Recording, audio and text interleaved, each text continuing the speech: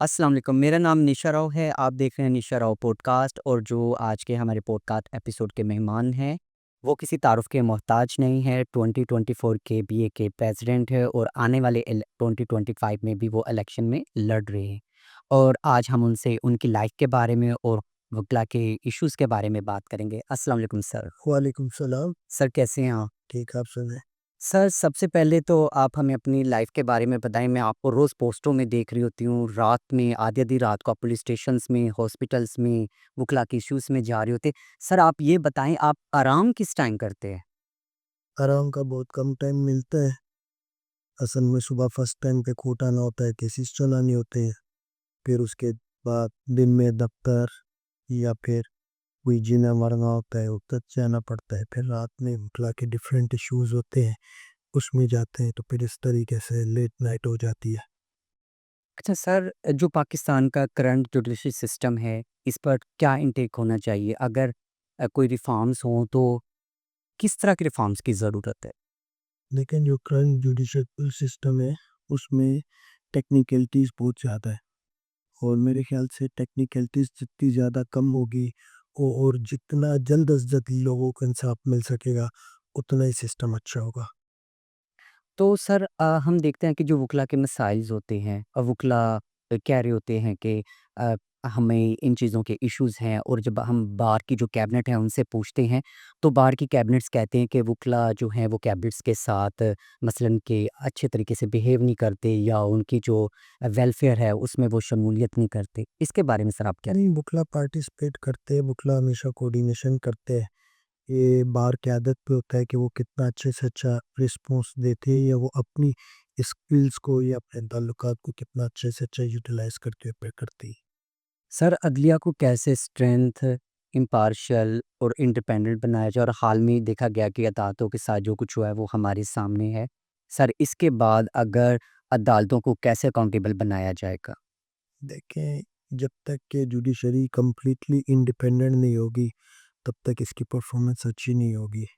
اور current scenario ہے جس میں 26ویں امینڈمنٹ ہوئی ہے، اس کے بعد سے جوڈیشری پہ لوگوں کو بہت زیادہ ریزرویشنز ہو گئی ہیں، تو میرے خیال سے لوگوں کے ریزرویشن کو دور کیا جائے، اور اگر جوڈیشل سسٹم اچھا ہوگا تو ملک میں لوگ خوشحال بھی ہوں گے اور ملک کا نظام بھی اچھے طریقے سے چلے گا۔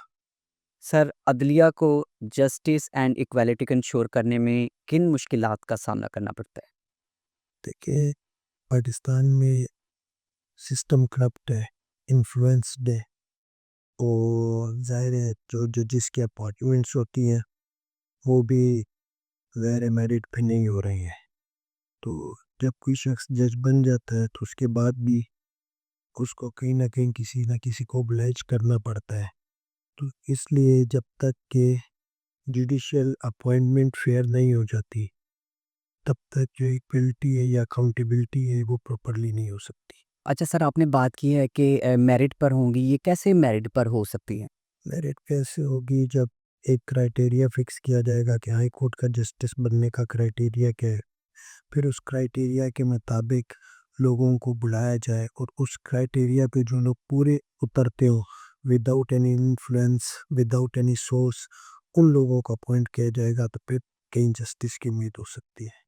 سر آپ صدر ہیں، آپ کے مطابق خواتین اور خواجہ سراؤں کی لیگل پروفیشن میں جو انڈر ریپرزنٹیشن ہے اس کو کیسے ٹھیک کیا جا سکتا ہے؟ دیکھیے، خواتین کی ریپریزنٹیشن کافی بہتر ہو چکی ہے، صحیح ہے، اور میرے خیال سے آپ بھی اب جب جاتے ہوں گے تو پہلے تو بہت کم خواتین ہوتی تھی، اب تو سینکڑوں کی تعداد میں خواتین وکلا ہیں، اور ڈیلی وہ آتی ہیں اور ماشاءاللہ اپنی محنت کرتی ہیں اور اپنی رزق جو ہے وہ وہاں سے حاصل کرتی ہیں، اور اپنی جو بھی لرننگ ہوتی ہے وہ کرتی ہیں۔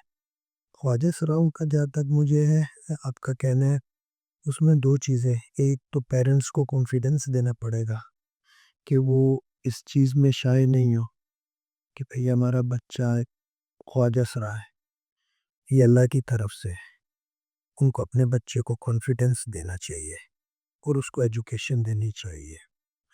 سیکنڈ تھنگ، وہ لوگ جو بچوں کو ڈسون کر دیتے ہیں، تو یہ جو ہمارے چیریٹی کے مختلف چیریٹی سینٹرز ہیں یا ریہیبلیٹیشن سینٹرز ہیں یا ہیبلیٹیشن کینو سینٹرز، جو بھی آپ اس کو کہیں، ان کو پھر اس پہ فوکس کرنا پڑے گا کہ ان بچوں کو اچھے سے اچھی تعلیم دے، کیونکہ زیادہ تر کو وہ بیٹ باندھنے میں یا ڈفرینٹ قسم کی ایکٹیویٹیز پہ لگا دیتے، تو اس سے وہ بچے تعلیم نہیں حاصل کر سکتے۔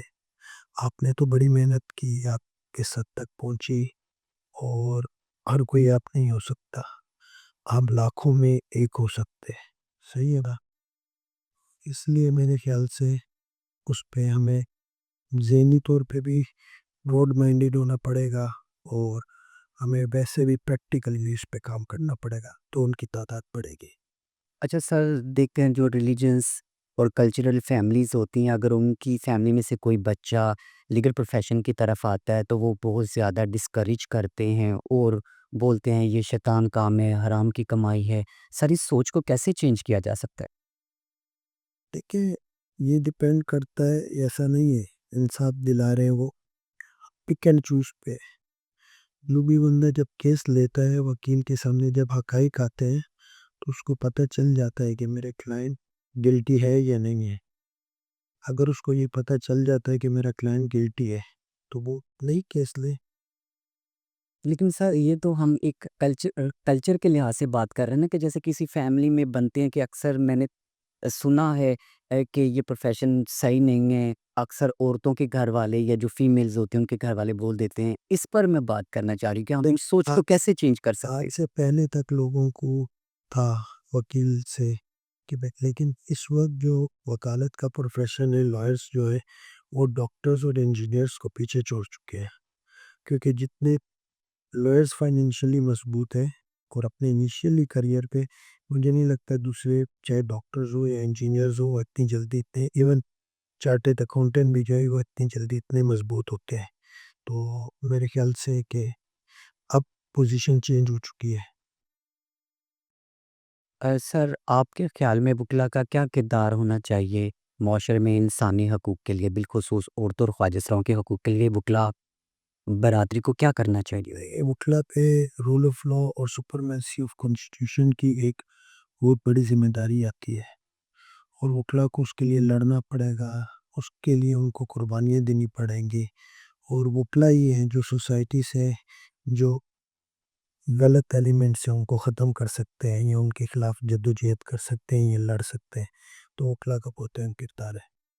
سر آپ ابھی الیکشن 2025 کا ایز اے پریزیڈنٹ لڑ رہے ہیں، آپ اگر پریزیڈنٹ منتخب ہو جائیں گے تو بار کے لیے اور جو ینگ اسٹوڈنٹس ہیں ان کے لیے کیا کریں گے؟ دیکھیں، اس ٹائم پہ جو میرا ایک مین پروجیکٹ ہے وہ ریلیونٹ ٹو تھا یہ لوئرس ہاؤسنگ سوسائٹی، جس میں ہم نے گورنمنٹ آف سندھ سے اس سال 200 ایکڑ زمین کی اویلیبلٹی لے لی ہے۔ ابھی اس کا پروسیجر چل رہا ہے، تو اس کو کنٹینیو کرنا ہے۔ وہ 200 ایکڑ لے کے ہم نے اپنے وکلا کو ان کے گھروں کے لیے زمین دینی ہے۔ سیکنڈ تھنگ جو سی ہے، ینگسٹرس کے لیے ہم نے ایک ریٹرنرشپ کی سی پی فائل کی ہوئی ہے، اس میں ہم نے مزید ورک کرنا ہے تاکہ ہمارے ینگسٹرس کے فائنینشیل ایشوز کو جب ریزولو کر سکیں یا ریسورسز گیل کر سکیں۔ اس کے لیے میں نے لاسٹ ایئر جب ہائی کورٹ بار میں جنرل سیکرٹری تھا تو ڈیفرنٹ کمپنیز کو لیٹرز بھی لکھے تھے کہ ہمارے وکلا کو جو ہے ریٹرنرشپس دیں، اور پھر اس کے علاوہ ڈیفرنٹ اور ایشوز ہیں، نادرا کاؤنٹر سے ریلیونٹ ہے، اس سب پہ ہم ورک کر رہے ہیں، اور انشاءاللہ تعالیٰ باقی بھی جو معاملات ہوتے ہیں آپ کو پتہ ہے، روٹین میں میری کوشش ہوتی ہے کہ ہم اپنے بار کے رینوویشنز وغیرہ یا ڈیفرنٹ اس کو اچھے سے اچھا پانی سے ریلیویٹ اچھے سے اچھا کام کر کے دے سکیں۔ سر آپ کی ہائی کورٹ اور سٹی کورٹ میں دیکھ رہی ہوں بہت اچھی کمپین چل رہی ہے، جو ہمارے وکلا ہیں جو اس پوڈ کاسٹ کو دیکھیں گے ان کے لیے آپ کا کیا میسیج ہے؟ میں ان سے یہی کہوں گا کہ کائنڈلی مجھے ووٹ کرے، سپورٹ کرے، میں آپ ویسے ہوں، آپ جیسا ہوں، اور مجھے کامیاب کرے۔ انشاءاللہ تعالیٰ میں اپنی پوری کوشش کروں گا، جیسا کہ میں آپ کی ویلفیئر کے لیے اچھے سے اچھا کروں، آگے بھی اچھے سے اچھا کریں گے، اور انشاءاللہ جو بیسٹ ہوگا وہ آپ کو ڈیلیور کر کے دے گے۔ سر آپ کا بہت بہت شکریہ ہمارے پوڈ کاسٹ میں آئے اور میری آپ کے ساتھ نیک تمنائیں ہیں، بیسٹ آف لک، اللہ پاک آپ کو کامیاب کرے، اور اس کے ساتھ ہی میں اختتام چاہوں گی انشاءاللہ نیکسٹ ٹائم اگلے گیسٹ کے ساتھ۔ اللہ حافظ۔